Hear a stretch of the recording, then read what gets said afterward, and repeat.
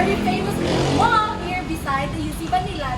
And today our aim is to interview a lot of foreigners for us to know a lot of intercultural communication challenges, and for us, of course, to appreciate the different cultures and practices in the other countries, and for us to cope the challenges. So let's go. Our first interviewee. Hello, Miss. Good afternoon. Hi. Are you busy? No. Can I have some minutes with you for an interview? Sure. Thank you so much. Can I first have your name? Laika. Wow, it's very wonderful name, Laika. An idea about intercultural communication? Yeah, as what I've understood about the intercultural communication, it is about the conversation between two different people who has a different culture. I think they also meet some challenges as they converse, and that's all. Oh, so you have mentioned earlier that it is a communication between different cultured people, right? So what do you think are some examples of challenges like we face? For me, the main challenges is this pronunciation of the word, since different countries has their own or different accents, and that is the really barrier when communicating. Wow, that's really wonderful. Thank you so much, Miss Laika, and have a great day. Thank you. Oh yes, we already know about intercultural communication. Today we are trying to interview some foreigners. Let's go.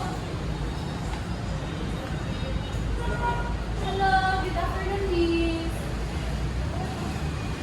Sorry, are you Chinese? Yes. Can I have some time with you? No, Just a little bit time. no English, no English. How can I speak with you? No English.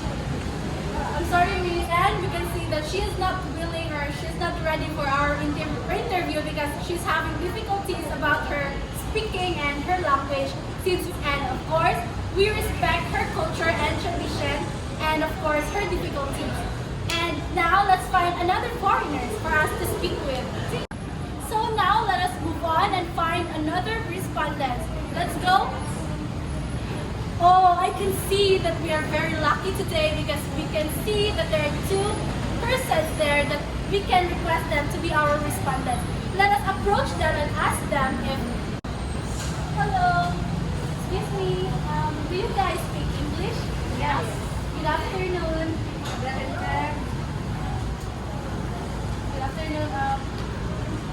Your greetings earlier was a bit different or sounds different. Can I ask what does that mean? So Guten Tag is good afternoon in German. So Gatete is good afternoon in your country. I have noticed that your handshakes were firm and it is accompanied with slight bow. What does that slight bow mean? So we slide bow our head in giving in having conversations with others to show our respect and giving our authority to give a conversation. Wow, that's very nice to know because it's different here in the Philippines, right? So you are from German, right? So can I ask you, Miss, if you have cited any practices here in the Philippines that may seem slightly offensive in your country since you have been staying here in the Philippines for a bit so long now? So as far as I observe that Filipino are fun in working loudly, while in our countries it may seem offensive because for us it is that it is rude, it is being rude to work in front of others loudly, but it is better in Germany to fart than working loudly. So that's what I've observed. Okay. Thank you so much for your time. Miss, what's your name again? Thank you so much for your time, Miss Patrice and Miss Angel. Thank you so much. Have a great day. Bye. So that was a very successful interview with two Germans. And now let us find another foreigners to talk with. And I am hoping that we can see another cultured people. Like we can discover a lot of more cultures. So let's go. Let's go. Oh, I guess we are lucky today. We can find another respondent. Let's go. Good afternoon, sir. Hello, everyone. Hello, everyone. Oh, your handshake was a bit firm. Sorry. Nice to meet you. Can I have some time with you? Sure. I'm vlogging. Say hi to my vlog. Hi. So, can I ask some questions? Have you traveled a lot? Yeah. What countries have you traveled? To summarize, I've been to, besides the North Pole and South Pole and Antarctica, I've been through everywhere. Wow! He is a pure traveler. So, how long have you been staying here in the Philippines now? 6 years. Woo, 6 years. But where do you originate? Like, where do you live? Purely. I am from America. So you're American. That's why you are firmly having handshakes. So that's understandable because Americans do firm handshakes. So what's the culture and traditions in America that's different from Philippines? Well, let's see. Overall, there's a difference that I noticed. Since I've been here, I noticed that there's a difference. Americans, we are more liberated. We are direct and blunt and all the good stuff. And Filipinos, you guys are more conservative than us. Yeah, that's More, very true. more conservative than us, and all those things, and certain gestures. Yeah. So, since you've been staying here in Philippines for quite long now, so have you ever noticed some confusions like are Filipino people practices that confuses you? What are those or what is it? Yeah, that's a good question. There are many times that say when I ask, example, yesterday I asked someone for directions of where the bathroom is. The lady, she didn't say to me like, oh, it's right there. She just made that weird lip twitch, like say, like that, like say, like that. It's so funny. Like, I was confused. It's a misunderstanding. Like say, is she telling me like where, or is she committing someone by lip contact, or like does she want to kiss me? It was weird. Yeah, that was weird. And that's because Filipinos really want to, or we are used to doing sign languages or body gestures. And again, sir, thank you so much for your time. And Welcome. I have learned a lot from you, and it's nice to meet you. Have a great day. Thank you. You too. You too. Bye. Bye. So now, let us find another respondent. Let's go. Excuse me. Good afternoon. Konnichiwa. It's nice to meet you. I'm Madal. Oh, it's nice to meet you. Hi. We can see, we can hear from their greetings. It's konnichiwa, and it's obviously from Japan. Wow, Japanese. It's very nice to finally meet some Japanese people here in Philippines. So now, I'm going to ask you some. I have noticed that your greetings is accompanied with a vow. What does this mean? A vow, what we do is, it's a sign of respect to the elder. It's a sign of respect to people we meet. That's very nice. And how long have you been staying here in the Philippines already? For 3 months. Wow, 3 months, that's a short period of time. But I'm sure that you have already experienced or noticed a lot of practices here, right? Yes. Can I ask some practices that is common in Japan that is not common here in Philippines or slightly offensive like that? Can you give some example, miss? In Japanese, slurping is a very common practice to slurp the soup to appreciate and savor the aroma of the soup. But here in the Philippines, I noticed that it is not a common practice to them in slurping the soup. Yeah, because we find it very noisy and we commonly judge like there's no table manners. And how about you, miss? I just observed that here in Philippines, people will go to a restaurant and they will leave some tip in the bill. Where in Japan, we don't do that. We just give the exact amount for the bill. Yeah, that's right. Because we Filipino, we show our gratitude by giving our tips. But anyways, thank you so much for your participation, Mr. I miss, and all of you. Thank you so much for your time. Have a great day. before you leave, I want you to say hi to my vlog. Hi! Yeah, thank you so much, Japan friends!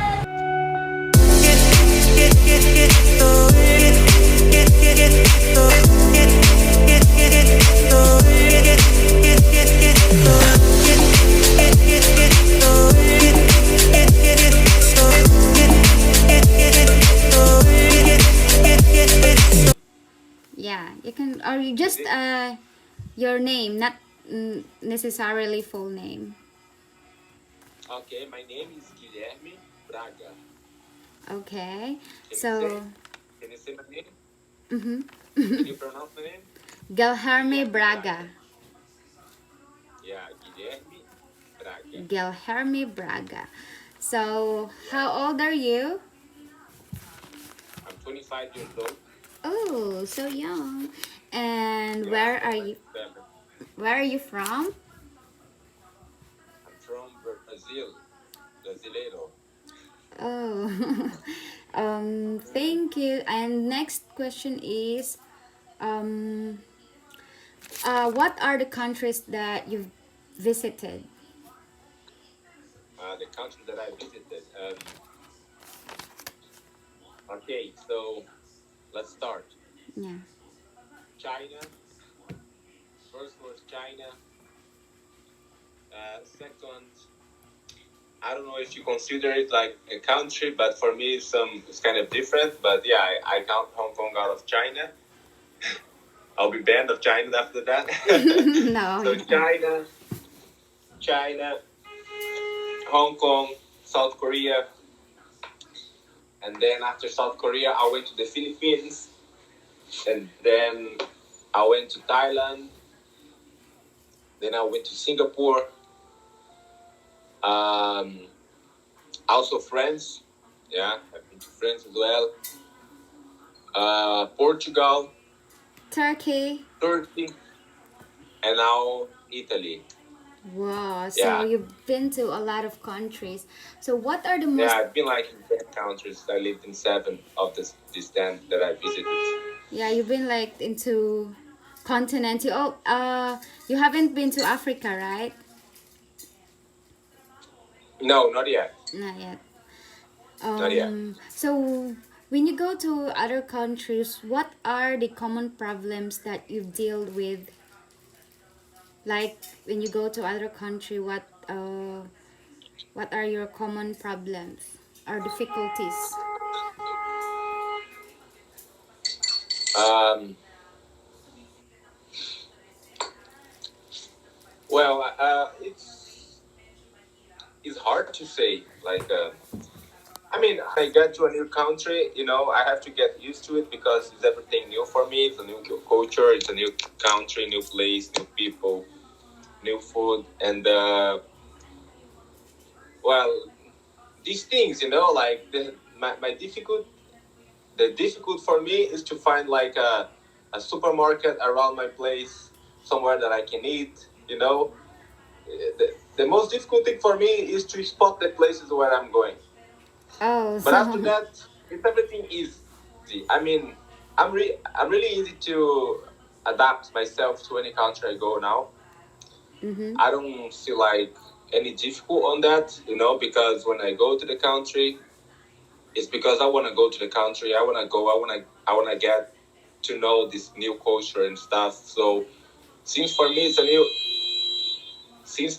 it's everything new. I just enjoy the process. So I don't see it as a difficult. Oh, But yeah, if I would say like a difficult, it would be like like the first week maybe, when I have to get used to everything. So that would be the problem for me. But out of that, I don't see any difficult because I mean, when you go to do something that you want to do, mm-hmm. you enjoy more the process, So that's why I don't see a difficult at all for me. So how about the communication with other culture? Like when you go to Italy or China, do you have problems when it comes to communication? Well, sorry, I'm just gonna charge my phone here. Okay. Yeah, it's So we can go back to about later. the communication problem. Like Yeah. So you've said that once you know English, you don't have any difficulties. Yeah. Yeah. Yeah. I mean, with English, everything becomes easier, right? I mean,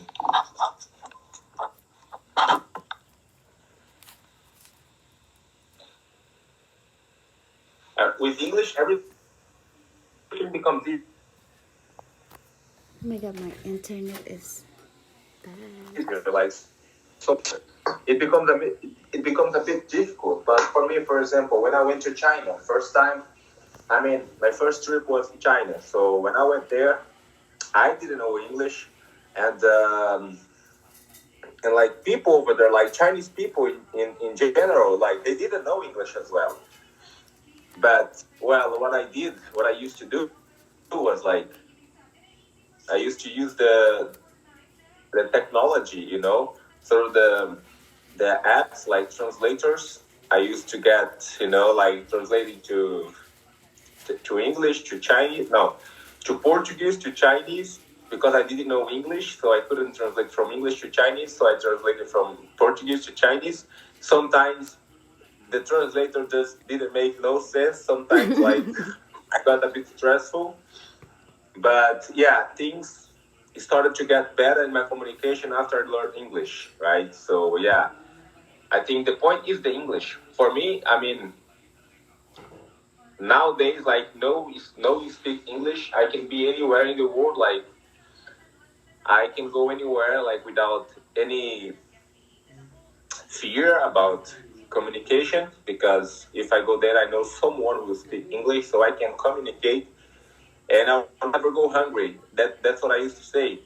If you know English, you never go hungry. So yeah, just just because the English, right? The universal language. Everybody speaks English in the world nowadays. So I always tell the people who doesn't speak English, please just go and learn it, because otherwise you will be lost in this world, you know, the modern world.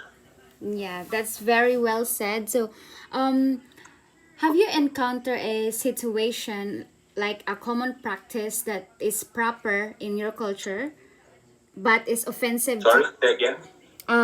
have you cite a situation that is a common practice to your culture? It's a proper, proper practice in your culture, but offensive to others. Ah, Have you I encountered mean, that? in some of my trips, Yes. well, uh,